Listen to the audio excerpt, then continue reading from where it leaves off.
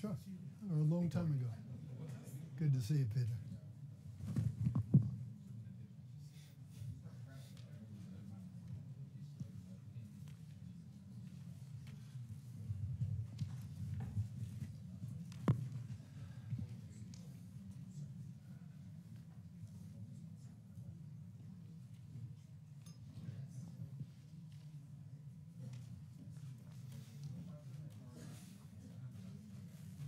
Go. All right, let's go ahead and get started. We may have some people continuing to come in. My name is Alan Murray. I'm the Chief Content Officer for Time Inc. I've been coming to Davos on and off for more than 20 years, but I don't think I've ever been here at a time when there was more general optimism about the economic outlook than there is this year. But at the same time, there are a few of these foreboding black swans that are circling the outlook. And certainly one of them is trade. If you look at the front page of the Wall Street Journal today, global trade tensions rise. That's the topic that we're going to take on today with this panel. And we have the perfect group of people to discuss it. And let me introduce the panelists very quickly. At the far end, you have the U.S. Secretary of Commerce, Wilbur Ross. Thank you for being with us. The CEO of Cargill, David McLennan. We have the Director General of GATT, the cornerstone institution of the international trade system, Roberto Azevedo. The Chairman of ENI, the Italian energy system, Emma Marcegaglia. Perfect. Did I get that right? Perfect. I've been working on it all morning. Thank you. And exercised a lot on that. And the CEO of Standard Chartered Bank, Bill Winter. And Secretary Ross, I'm going to start with you because the administration has been making a fair amount of news in the last few days. We had the tariffs on solar panels and washing machines. Last Friday, there was the report out of USTR saying it was a mistake to bring China into the WTO. There are forebodings about action on intellectual property. And you've probably already picked up in the short time you've been here that a lot of people in Davos are saying, is this the beginning of some sort of new trade war? What's your answer? No, I don't think so. Trade contests, trade disagreements have been going on forever. The ones you referenced, God knows, have been well publicized well in advance. So I can't imagine that the washing machine event or the solar panel event came as a big shock to anybody. I think, though, that nobody is trying to ignite a gigantic thing like Smoot-Hawley did during the Depression. That's not what this is all about. But what it is about is we feel that there is an accumulated set of, I guess, debris of some incorrect policy decisions that our government and others made earlier in the process, and that those need fixing. So, for example, I would take a bit of umbrage at the article you referred us to, the foreign policy article. The writer made the analogy that why are we worried about trade deficits? Because if you go and buy a car, you gave money, so that's a trade deficit, but you got a car, and that's a fair bargain. Well, that goes fine, except what we're complaining about is the used car dealer who turned back the odometer to reveal far fewer miles than the car ran, and then he still charges us. That's not a fair deal. That's not free trade. So I think the analogy limped a little bit in that regard.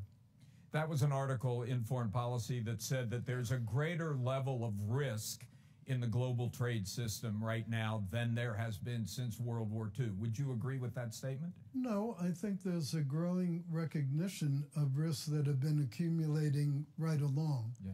And I think the hopeful thing is you can't really solve problems unless you admit that they exist and people get to discuss them. Just one more question before I go to the Director General. Is the global trading system, in your view, broken? Broken is a term one could or could not use. Does it need some changes? We think perhaps it does. It's an old system. The world has changed. Concessions that were appropriate to make, say, to a China or a Germany after World War II don't seem to us to be quite so appropriate as we get here to this year. So we do think that somebody needs to be the manager or the arbiter or the rule maker for global trade. That I don't think is anybody's question. There's no need for it to be just a total free-for-all. But does that mean we agree with every aspect of it? No.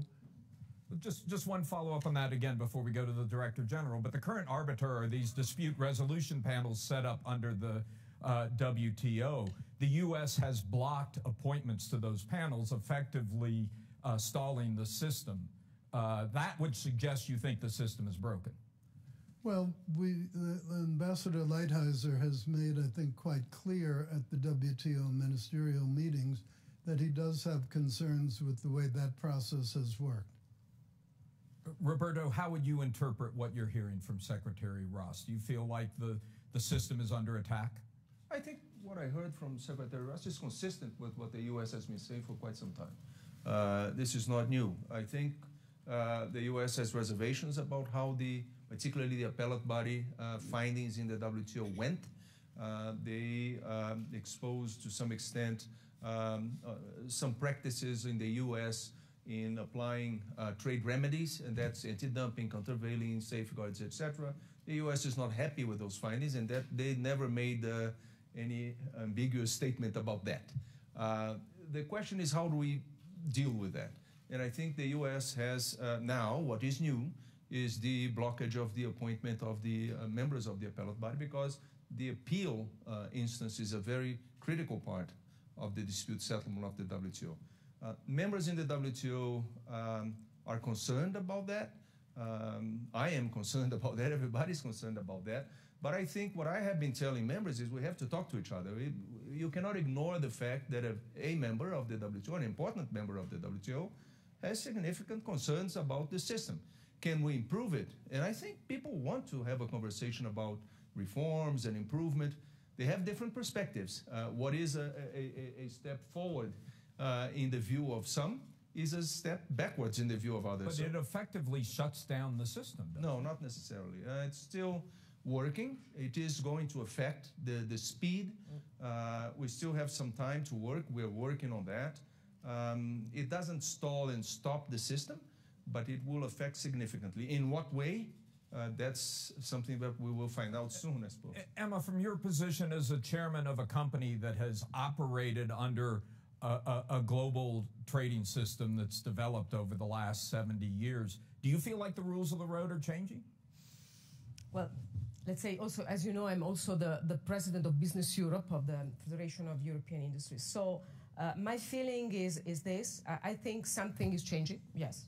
I agree with Roberto that if there are some rules that we think has to be changed because they're not functioning, and I think there are rules that has to be changed because, as Wilbur Ross said, some of these rules has been created before the digital economy, before Industry 4.0, before a lot of things.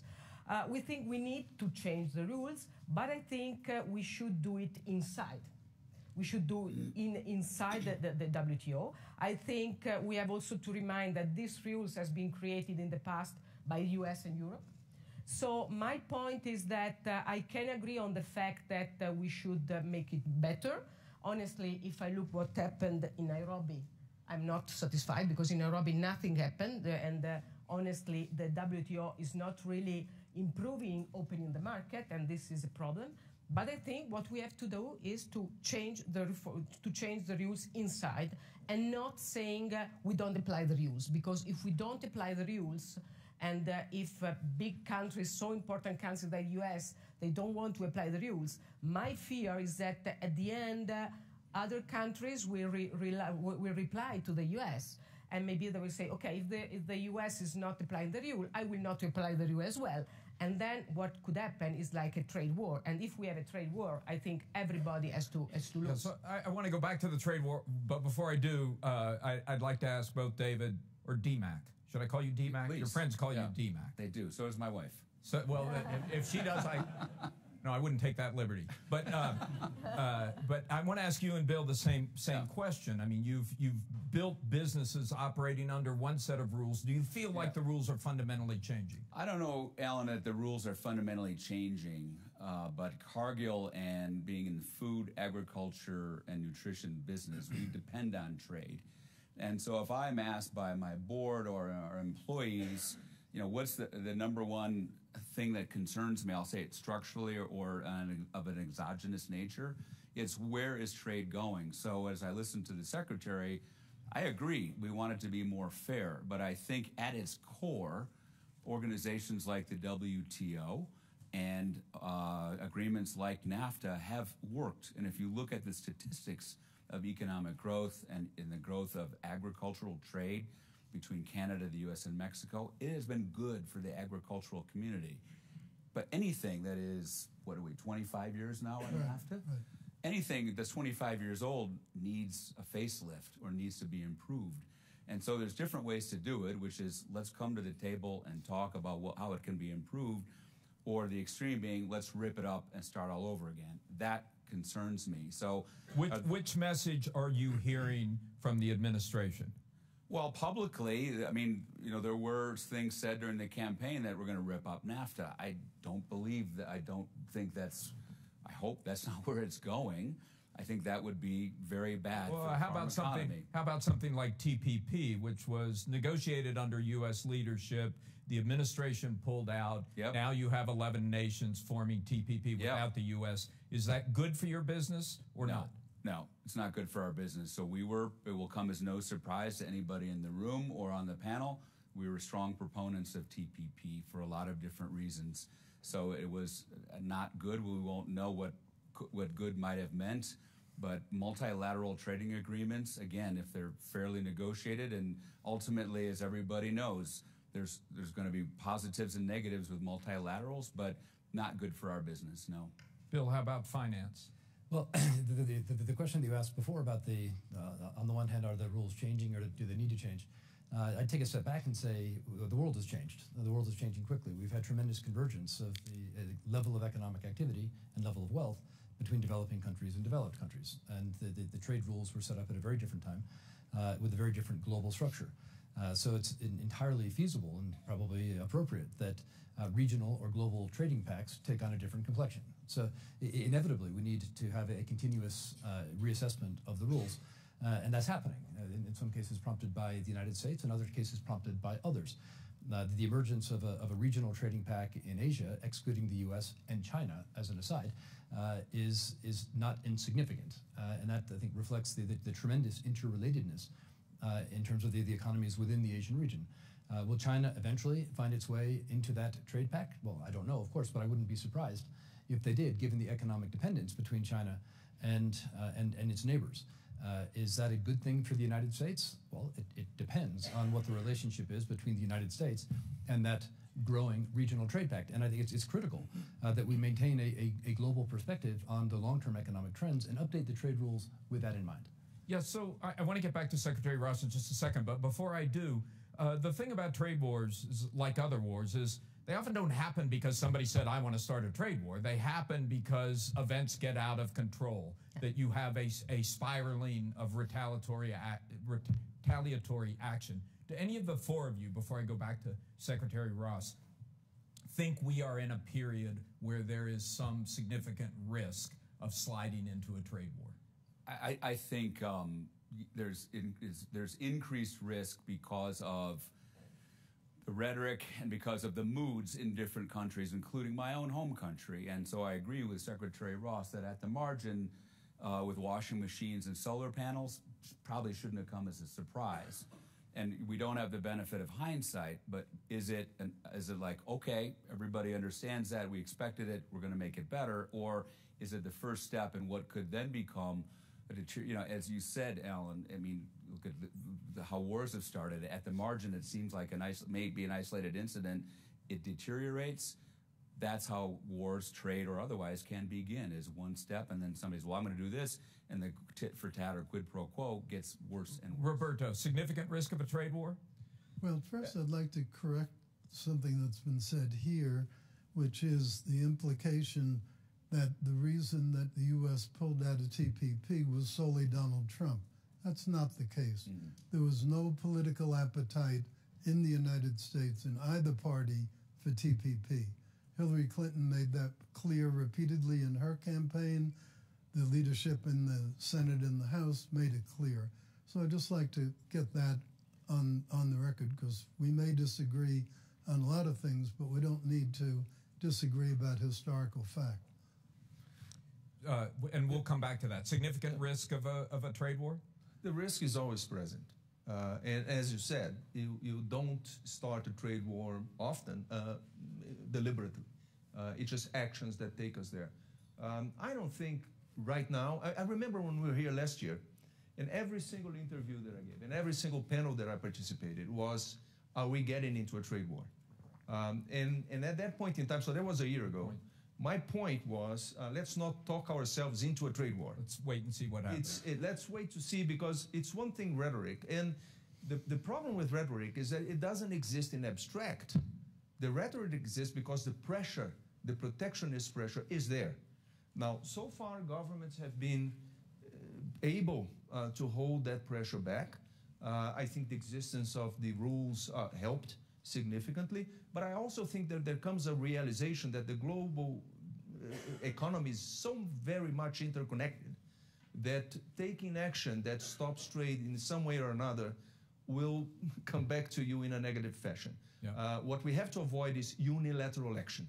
Yeah. Is you believing that you can fix everything and that you're going to disregard everything and do what you want to do, because others will react. And once you begin to have that kind of dynamics, it's difficult to reverse it. Did you want to add something, Emma? No, just to say that from my perspective, I mean, if I look at what the U.S. administration has done up to now, I don't really see a big risk of a trade war. But of course, if NAFTA, if Chapter 232 or others will go on, then, you know, some risk will improve, let's say. But I agree that we don't have to say that. I think the most important thing is try to stay together, because my point is that if we don't stay together, US and EU, at the end, China will be the one to put, you know, the standard for the world. And if we don't want this, I think we have to stay together and work together as US and EU. Well, I'm glad you brought that up, because those of us who were here last year, and Secretary Ross, you weren't here last year, but those of us who were here last year heard Xi Jinping make a strong speech saying, in effect, and I'm paraphrasing, if the U.S. is going to retreat from support of the global trading system, which has carried the economy for the last 70 years, we in China are ready to step forward and take the lead. How do you respond to that? Well, the Chinese have for quite a little while been superb at free trade rhetoric, and even more superb at highly protectionist behavior. So I think you have to separate the language from the activities. Every time the U.S. does anything to deal with a problem, we're called protectionist. But I'd like the panelists, who do you think is the least protectionist country in the world if it's not the U.S.? Anyone else have a candidate? Okay. Second question, who do you think? You're saying it's China. Pardon me? You're saying it is the U.S. is the least protection. We are. We have the least trade barriers, both tariff. You might have seen the editorial I had run a while back. Sure. Out of 20-odd major products in international trade, China is higher tariffs than we are on all but 2. And the EU is higher than we are in all but about 4. So before we get into sticks and stones about free trade, we ought to first talk about, is there really free trade, or is it a unicorn in the garden? In some ways, though, that's the role that the U.S. played coming out of World War II. It took the high road. It led the way. If the U.S. isn't willing to play that role anymore, who will? Okay. Well, let me give you my version of post-World War II history. You may find it as appealing as some of my other remarks, but in any event, it was deliberate U.S. policy to try to help Europe and Asia recover from the ravages of the war. And that was undoubtedly good policy. It was good policy globally. And at the time, in fact, all the way until the 1970s, we had trade surpluses every single year. So it was an affordable policy decision. I think one of the ways where they went wrong was not time limiting it. And that's what I meant when I said before, concessions that were totally appropriate to a European country like a Germany or to a China or to a Japan. What was perfectly appropriate in 1945 is singularly inappropriate as we sit here this year. So there was a timing factor, and I don't blame the WTO or GATT for that. That was U.S. policy. We screwed up.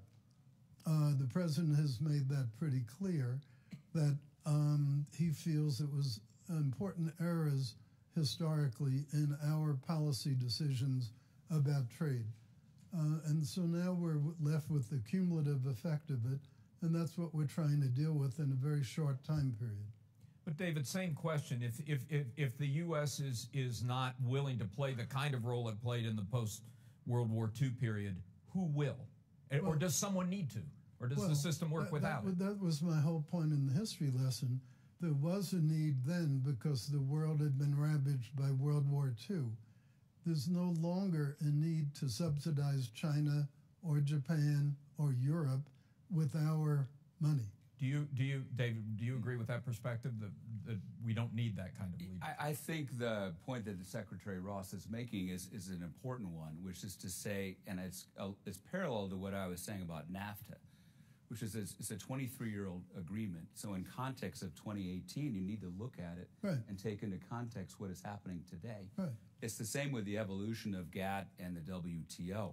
And the circumstances in the world are radically different today than they were then. So the fact is to look at trade, and I don't think it means giving up U.S. leadership on trade in the world. I mean, there can be equally shared roles, but there's other countries or trading blocs, the EU, Mercosur, China, that can also step up and do their part to do the right thing as it relates to a healthy trading environment. Bill, is there any danger in your view in China saying we'll step in and fill what we perceive as a vacuum?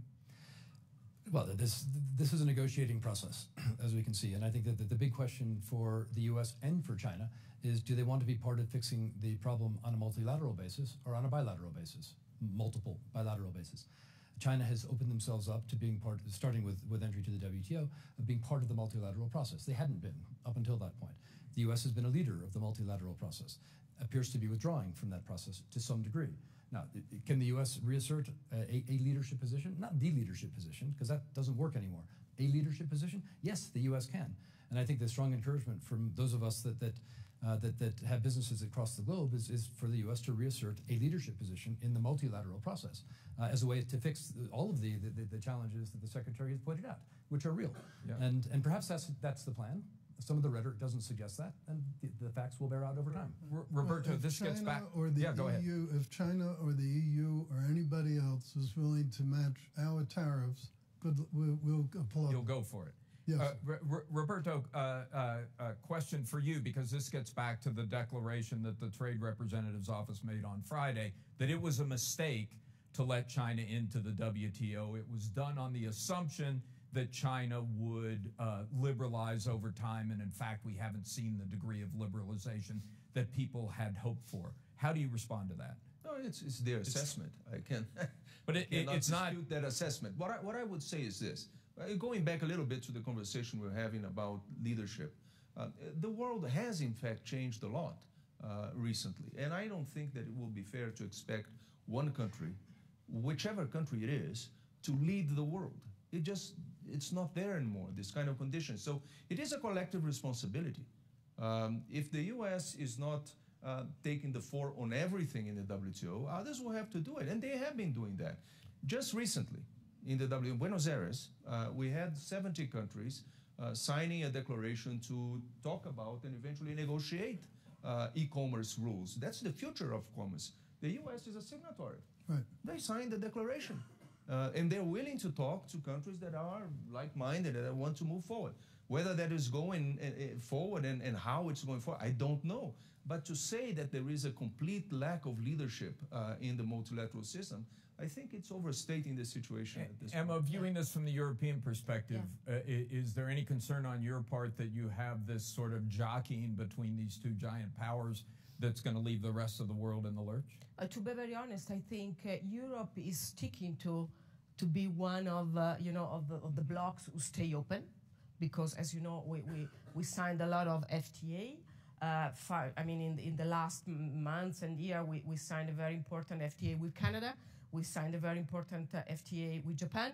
We are in the process to negotiate a very important FTA with Mercosur. So honestly, I think Europe has a lot of defects, but on the trading policy, I think Europe is sticking to be an open market. So I don't think we are destroyed by the two. I think it's important to stay open. Of course, then you need instruments, you need duties, when there is unfair competition, you have to fight that.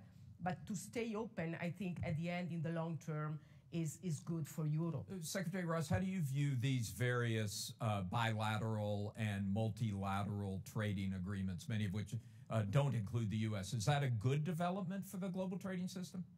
Well, I think it's a development that those parties chose to go forward with. That we were not asked if we liked them or if we would support them, nor, frankly, were we asked to join in them. So it's not an event that we said, oh no, go paddle your own boat. That's not the case. And I think we've made pretty clear, the President and others in the administration, that we are open to the idea of continuing negotiation with Europe. When we dropped from TPP, we did not drop from TTIP. And we've said over and over that there was meant to be a message in that, a very clear message. We could just as well have walked away. That one actually would even have been easier to walk, because it was maybe 60% of the way to being in agreement. TPP, at least, was, in the view of the signatories, a fully blown agreement. So people shouldn't misinterpret that it was not an accident that we didn't walk from TTIP.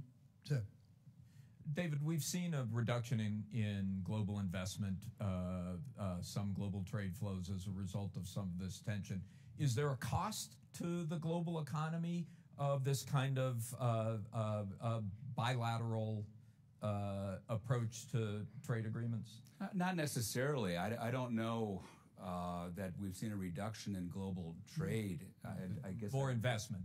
For investment, yeah. I mean, I understand that the administration is working through the process, whether it's NAFTA or making, looking at bilaterals. But from Cargill's perspective, our global trade has not changed. It's quite robust, and so this discussion is about where are we going from here. But you can have bilaterals which have certain efficiencies, and if you have a great bilateral agreement, that can be just as robust and fulfilling as it can be with multilateral. Right. And obviously, it's a lot easier to negotiate with 1 versus 12, right? Yeah, and that's our point. Yeah. Our aversion to the multilaterals is several-fold.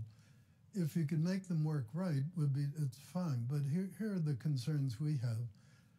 Let's say you're Japan and Mr. Winters is Vietnam, and now we're negotiating the TPP. I go to you in Japan and say, we'd like you to reform your agriculture, lower the tariffs on our beef coming in, to get rid of some of the other restrictions. And you might say, well, okay, I'll do that, but here's what I want you to do for me, okay? So you took a little nick out of us. Now along comes Winters representing Vietnam. We say, well, here's something we'd like you to do. And he said, okay, but here's what I need. There's nick number 2. Now, each of you now benefits from the nick the other guy took, even though you didn't ask for it. It was something you got gratuitously. So we think that's one structural problem. Second structural problem, they take too damn long to do. And one of our big problems with the processes at WTO and at NAFTA is it takes too long to get things resolved. it has to take longer to do a 12-country agreement than to do a 2-country. And the problem with that is, and I'm saying this is somebody who's done quite a few deals in life, as has the president. If somebody who's been negotiating a deal for 8 years, 9 years, and there are sticking points toward the end, the guy has to be pretty courageous to say, nope, that's it, I'm going to walk. Because otherwise the choice is go back to your significant other that night and say, you know what, dear, I just blew 8 years out of my life. I got nothing to show for it. That's a huge psychological problem with these things that are so drawn out, to say nothing of the fact that often there are changes of administration in between in different countries, changes in their behavior, both in terms of trade and not. So that's the second reason that we have. Just to, we talked about the blocking of judges for the WTO dispute resolution system. What is it going to take for the administration to remove that block? I think we should negotiate that in the conference room, not in the press room. Well, you could give us a little flavor of it here. Yeah, that's the flavor, in the conference room and not the press room. All right, Bill, let's talk a little bit about how technology plays into this, because a number of people have talked about how technology has meant that the large corporate global supply chains that were built up in the old era of globalization aren't really necessary anymore, that you can put more local content in your operations in each country. Jeff Immelt gave an interesting speech on this about a year ago, and that it changes the nature of the corporation, but it's completely doable because technology changes the game. How do you feel about that? Well, I think it would be very hard to generalize that or to reach that conclusion on a generalized basis. And supply chains are extremely granular at this point, and technology won't overcome the inefficiencies that have built up in different countries or the efficiencies that were never there in terms of global supply chains. I think technology helps smooth things out. I think it also provides a much higher level of resilience. So part of the underlying philosophy of supply chain management today is to have backups. So you'll have multiple sources for anything that's important for your business. And technology makes it easier to manage the multiple sources. But the idea that somehow technology allows a mass migration, a natural mass migration back into, call it the home base, I think is misguided. Now, that said, is automation, and maybe what by technology you mean automation, is automation going to change the nature of supply chain management? Yes, because the automation can be done from a desktop anywhere in the world. And that's going to happen independent of and factories can be retooled much faster than they could have been 10 years ago or 20 years ago. That's resilience. Secretary Ross. We think technology, particularly the advanced manufacturing, 3D printing, things of all those kinds, robotics, are going to change a lot the industrial factory landscape. And indeed, I think in coming years, LDCs are going to have to rethink their historical practice of building their country by starting with light manufacturing for export, then going to heavy manufacturing for export. I think those are relatively obsoletable concepts, but we are not relying just on that. The big portion of why we did the tax reform in the way that we did it is, one, to give American companies no longer a self-inflicted reason why they should move offshore, because a lot of them moved offshore as much for tax as for any other reason. Second, to go beyond that and make it more attractive to be here. The immediate expensing of CapEx is a very powerful thing, both for domestic capital investment and for foreign direct investment, and you're seeing it. You're seeing it start to come through. And then the third thing is the overall stimulation of our economy. Who would have thought, say at Davos a year ago, that if the president got his tax plan through it, and this actual tax plan was not wildly different from what we discussed during the campaign, who would have guessed that over 2 million American workers would have gotten $1,000 or more bonus from their employer right now, and the employer is saying the sole reason for it was this tax bill. Who in the world would ever have thought that? So if you don't think that's a powerful factor, we do. And we think it changes the location of desirability, because with internet, there was less, geography has a different meaning from what it used to have anyway. But with these other manufacturing techniques, cheap labor, it's hard to compete with a robot. They don't go on strike. They don't do a lot of things. They don't get sick very often. There are other fringe benefits to it. And localization of manufacturing also lets you get into customization on a large scale, because the tooling, which is a huge, huge cost, particularly in industries like automotive, comes a lot cheaper now than and with these emerging technologies than it did. So relocating a plant is by no means the problem that it was some time ago. And a lot of these historic investments are probably carried on the books at very small fractions of their original cost anyway. So the idea they might have to walk away, probably not. And further, there may be a reason to keep some production in that locale. But what we object to is when a country forces someone in order to get a contract to locate a plant locally, and then forces them into a 50-50 or less joint venture, and the joint venture partner forces technology transfers. You're talking about a Chinese practice now. Well, China, and there are some others moving in that direction, but they are the past masters. I want to go to Em in a minute, but are we going to see action on the intellectual property front out of the administration in the next week or two? Well, it's very hard to comment on an unwritten report. Clearly, we felt there was a need to do the work. I know the USTR has been very, very hard at work on it. We only play a supporting role. We at Commerce a supporting role in it, but he's working very hard on it. There will come a report. Is there a deadline on that? Yes, but it's not for some little while. Okay. Emma, let me ask you: are you seeing a change in the way European companies are operating their global supply chains? Yeah, but let me say, well, first of all, let me say that I think that the tax reform in the US is very good.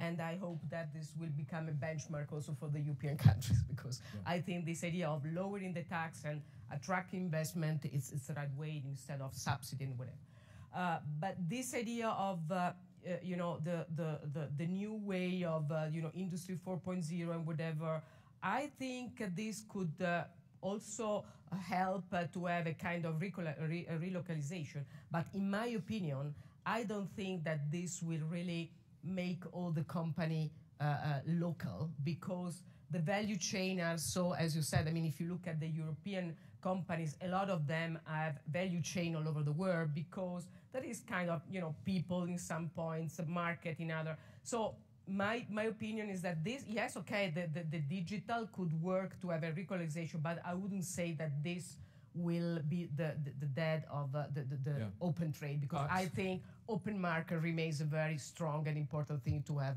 So I'm going to open it up in just a minute. So if you have questions, please get them ready. But before I do that, I want to ask, the election in the U.S. was interpreted as a response to the legitimate grievances of a pretty large group of people who feel like they haven't gotten much out of the globalization process out of the last 2-3 decades. You've seen the same thing in the UK vote on Brexit. You see populist movements throughout Europe responding to the same sort of thing.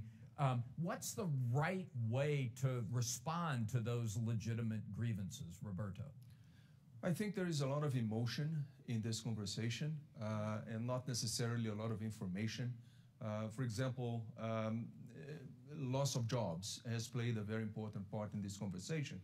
But trade and open markets have been blamed for that, and foreign competition has been blamed for that. Of course, cheap imports have a role to play in this situation, but 8 out of 10 jobs that are lost in the market, they're lost to new technologies, they're lost to innovation. It has nothing to do with trade. But if you're speaking to the non-college educated worker in the United States who, on average, hasn't seen any increase in income in the last 2 decades or 3 decades. Can you really say to them that trade doesn't have something significant to do You're with not that? going to convince everybody. I mean, No, I'm asking about the merits. Even America. The fact that the economy in general benefits from open markets and from imports that lower the cost of production, of consumption, that is no consolation for the guy who lost his job.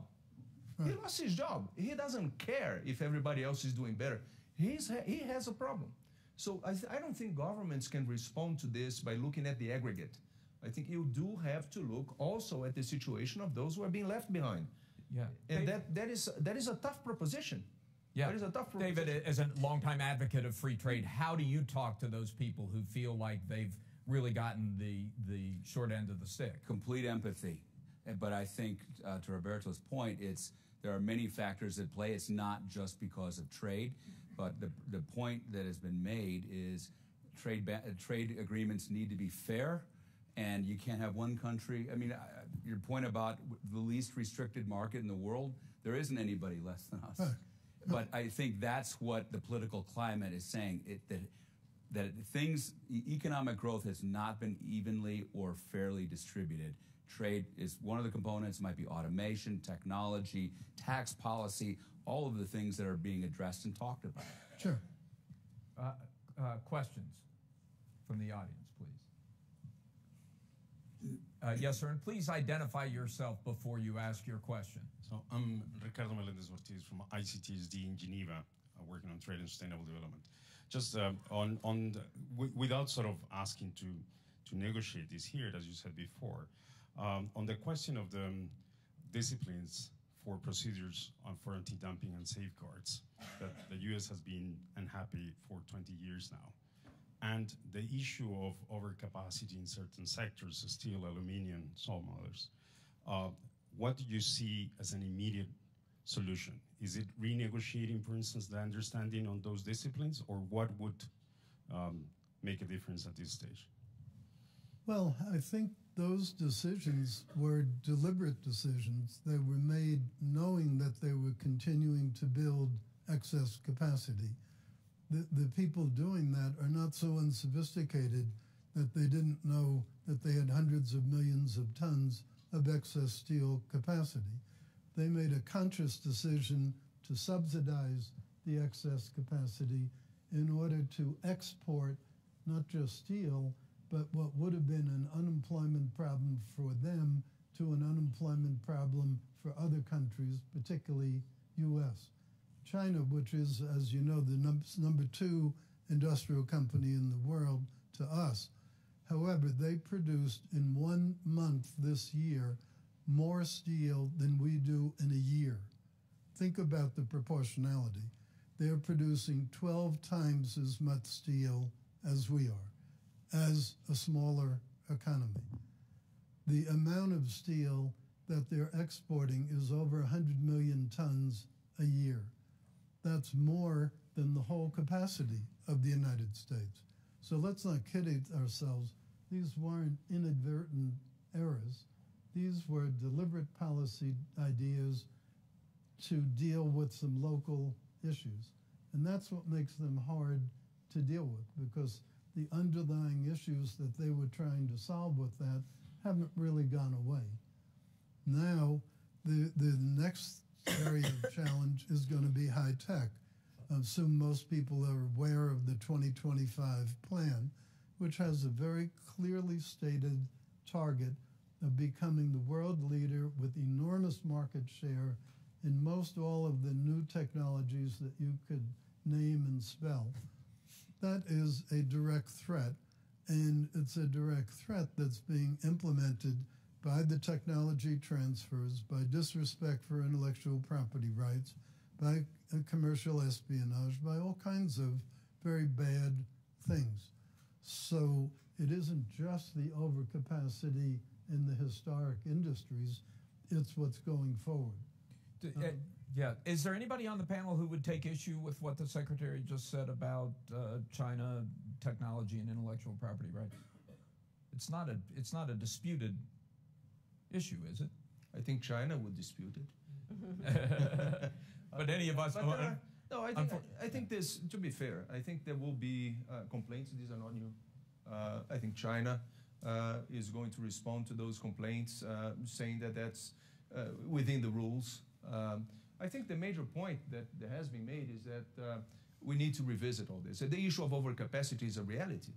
I mean, nobody doubts that. There's no question about that. I don't think China even disputes that. The question is, can we, in good faith, sit down and find a solution for this? You cannot sit at the table expecting to get everything you want, but you cannot also pretend that you're sitting at the table and not really negotiate. It has to be a serious conversation about this if we want to find a solution, because these things can escalate very easily. When you say you cannot pretend to sit at the table and not really negotiate it, is that directed at Secretary Ross? That's not directed at anybody. I've been doing this for a long time. That applies to everybody. Bill, you wanted to say something? Yeah, I think there's really two questions I think that the Secretary has raised. One is the industries where excess capacity has been created deliberately or less deliberately. But a proper global trade agreement has provisions for anti-competitive behavior and dumping, and these have been, we can argue whether they're effectively implemented, but that's a very good reason, to my mind, to have a multilateral trade agreement. The second question is anti-competitive behavior in terms of companies coming in. Now, those of us that have big businesses in China or elsewhere went in voluntarily. We knew the rules. Believe me, we understood what the constraints were and what the risks were, and we went in voluntarily. Now, obviously, if the rules changed once we got in, that's not exactly fair. But for the most part, I think we went in, we knew what we were doing. We take what we get. The Chinese authorities will continue to evolve. If they make it a very unattractive place for companies like Standard Chartered Bank or others to invest, we won't invest. They know that. They're sophisticated players. They'll adapt their rules if they want international businesses to participate. So I don't think it's a black and white issue of saying that somehow we were duped into going into China on false pretenses. Would you have expected at the time that China was brought into the WTO that it would be a more open economy by now?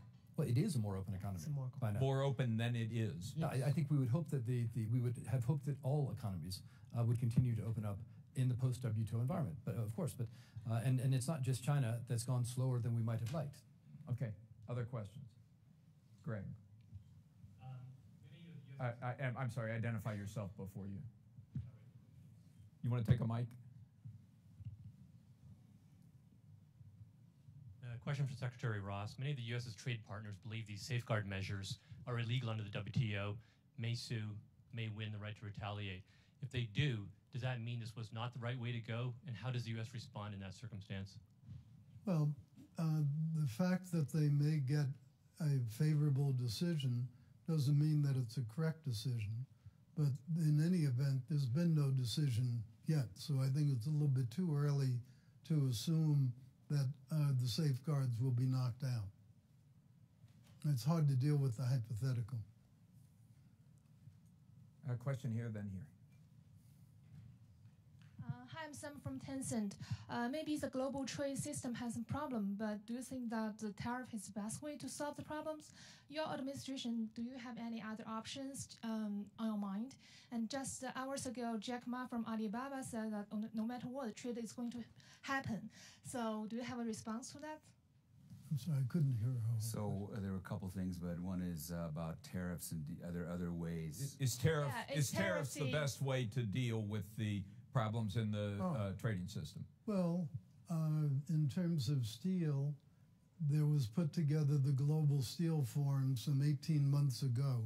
It has made zero difference to the capacity situation.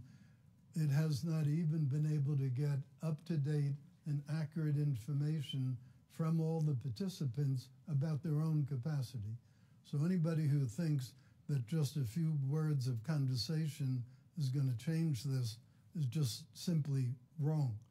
Eventually, facts overcome fiction, and the fiction is the notion that, oh, if we would just talk a little more, it would get solved. The U.S. has been trying that for a very, very, very long time. And in fact, in steel, I have a chart in my office which goes from about the early 2000s through the present. And it has a big bar graph which shows the increased capacity in steel in China. And then it has little, like, voice boxes. The voice boxes are every time that China said there's too much capacity and we're going to do something about it. And the only thing that didn't change was the upward slope of the capacity. It's what I said before. The Chinese and many other countries are superb at talking free trade and acting protectionist. And our country has done a terrible job convincing people that we really are the least protectionist. And unfortunately, we have trade deficits to show for it. Can I yes, say go ahead, Emma. just on Sorry. steel, because my own business course. is steel. No, just to say, I agree on the fact that when there is unfair, I mean, we have very clear rules. When you have anti-dumping, you could put, I mean, anti-dumping duties on that. And on steel, as the Secretary knows, there are now anti-dumping duties also from also in Europe and in the United States. And now, I mean, the market price of steel is much better than before. So, no, just to say that there are moments in which, also to answer to the question, the anti-dumping duties are needed, and you have to do it. Of course, then when you talk about safeguard, security, for security reasons, maybe we can talk about that. But there are moments in which anti-dumping duties are fine. Huh? Yeah, but the problem with the conventional trade actions, we have more than 400 trade actions against almost 40 different countries in different segments. So we're pretty familiar with the remedies. And the problem is it's whack-a-mole.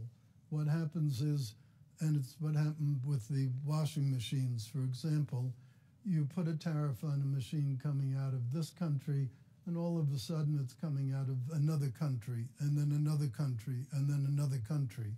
It's the same game, it's the same subsidization, it's the same dumping.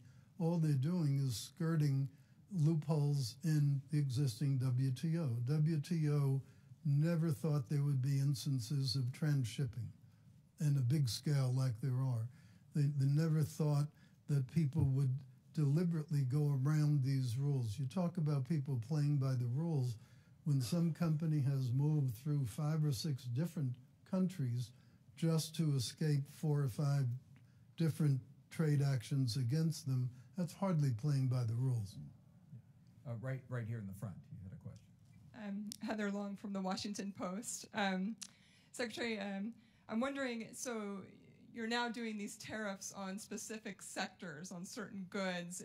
Is there any expectation that we should be prepared that the tariffs would go more broad to be on an entire country as opposed to just goods? And I'm also wondering if you could give us a little bit of insight of how the administration will define success from the various changes that you're advocating for. Is it just to see trade deficits go down by the end of the Trump administration, or is there something broader that you're looking for?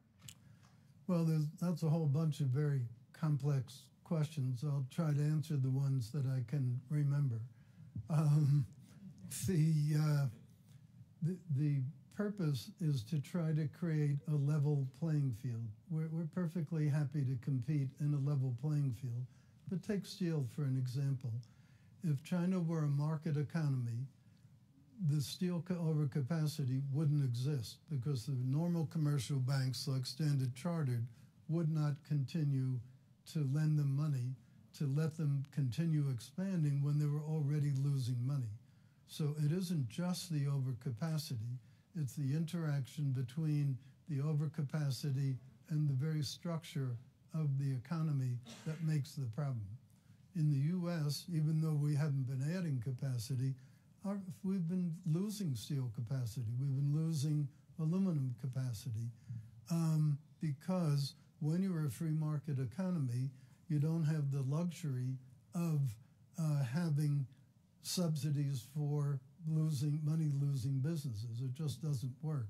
So it's the combination of the excess capacity and the rest of the economy and the central planning that creates this issue. And then that's compounded by the kind of whack-a-mole strategy. If you look at where steel is now coming from, I don't want to name individual countries, you'll see them in the report. There are countries that don't even have steel-making capacity that are shipping a lot of steel into the U.S. right now. Think about the implications of that. It's just another way to get the subsidized steel in. Other questions? Yes. Yes, right here in the back. Hugh Jenkins from BTG.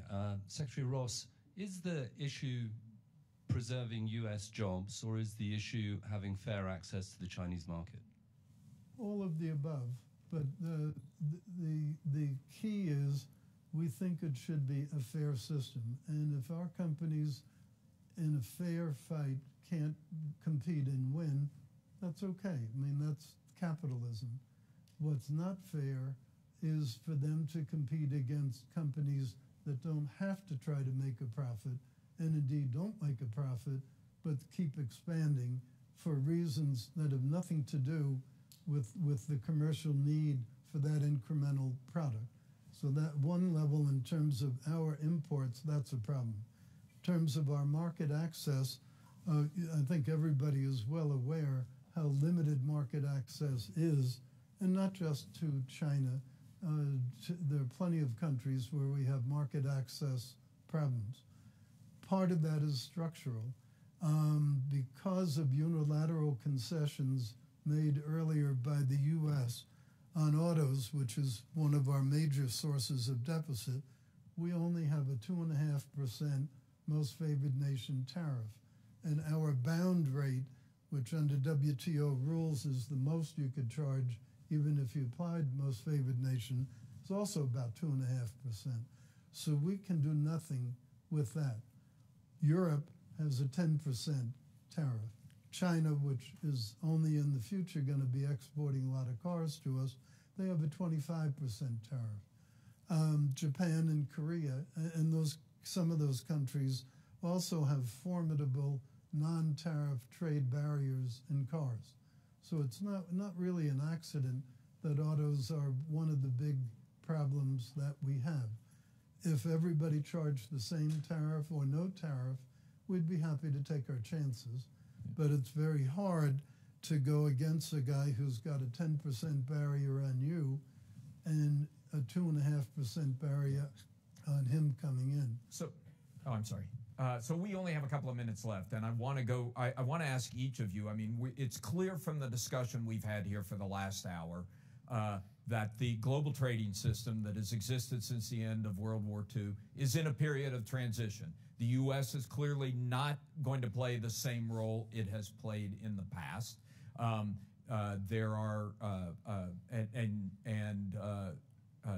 There are clearly going to have to be some kind of changes. And so what I'd like each of you to do is to very quickly summarize what is your recommendation for global leaders and businesses to navigate this transition period that we're in right now. And Bill, I'll start with you. First, I'm not as lacking in hope as you suggested around the ability for the U.S. to take an ongoing leadership role in establishing a functional global trading system. But in the eventuality that it doesn't, or that other countries fail to come to terms with the U.S. or other companies or countries' position, then it's incumbent on every business manager to make sure that we've got multiple sources of access to the products that we're creating or the services that we're delivering. And that sort of built-in resiliency and redundancy will be expensive for business, and it will undo some of the benefits that we've all enjoyed that result from global trade. Perhaps worthwhile in the context of dealing with disaffected populations that have been adversely affected by globalization. But I think inevitably the corporate response is that. Emma. Well, business likes certainty. The most common rules we have in the world, the best we can do business. So my recommendation is not to go too much unilaterally. I think we need to, mainly Europe and US, to sit down. If there are things that are not functioning, let's stay together, work together, and solve the problems. But the idea to go too much unilaterally because, you know, in the past maybe US lose too much and Europe again or whatever, I don't think it's a good thing for the next future. Roberto. I think the system will be in transition forever. As the world changes, the system will have to change to follow up. What I suggest businesses do is don't let governments go by themselves.